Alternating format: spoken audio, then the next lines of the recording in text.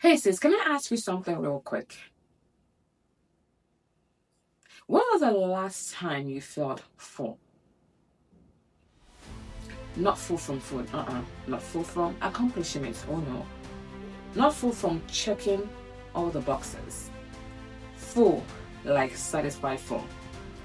Like you're not constantly reaching for something you can't name. If you have to think about it, that's the answer for you right there.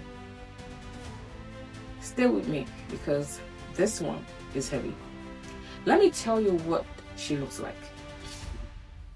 She has a life she worked for, the career, the family, the home, the things she thought would finally make her feel like she made it.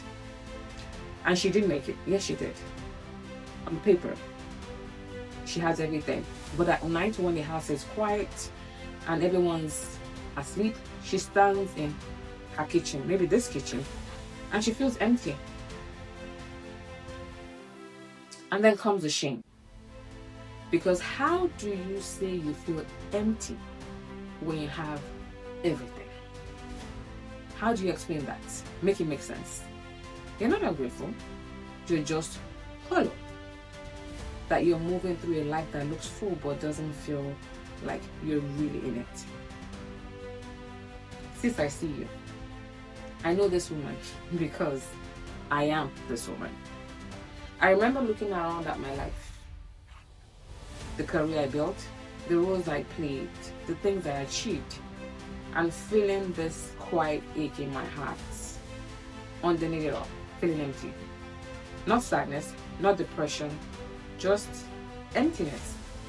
Like I was living someone else's idea of success. I'm calling it mine. And the worst part of this is, I felt guilty for even feeling that way. Because who am I to want more when I already have so much?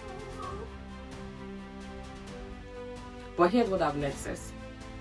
That emptiness, it's not ingratitude. It's your soul telling you something got lost along the way. Here's what nobody tells you. They don't tell us this. You can build a life everyone told you to want and still feel like something's missing. Because somewhere along the line, somewhere along the way, you stopped asking for what you wanted. You started performing success, performing happiness, performing a life that looked for. And the performance got so good that even you believed it. Until you were alone, maybe in your kitchen, late at night, and you couldn't perform anymore.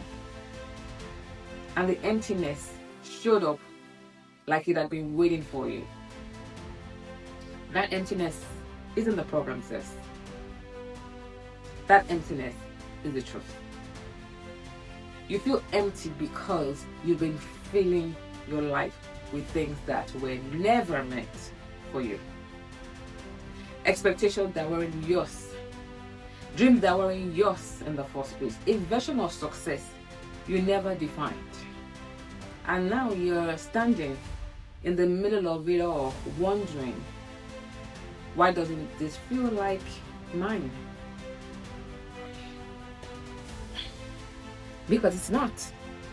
You built it, but you didn't choose it. And your soul knows the difference. So what do you do with this, sis? You stop calling it ungrateful. You stop shaming yourself for wanting more. You stop pretending the emptiness isn't real. And you ask the question no one ever gave you permission to ask. What do I actually want? Not what you're supposed to want. Not what would make everyone else comfortable. Not what looks good from the outside looking in. What do you want, sis? That question is scary. Because answering it might mean changing things, disappointing people, admitting the life you built doesn't fit anymore. But sis, the emptiness you feel right now, right this minute, that's the cost of not asking yourself that question.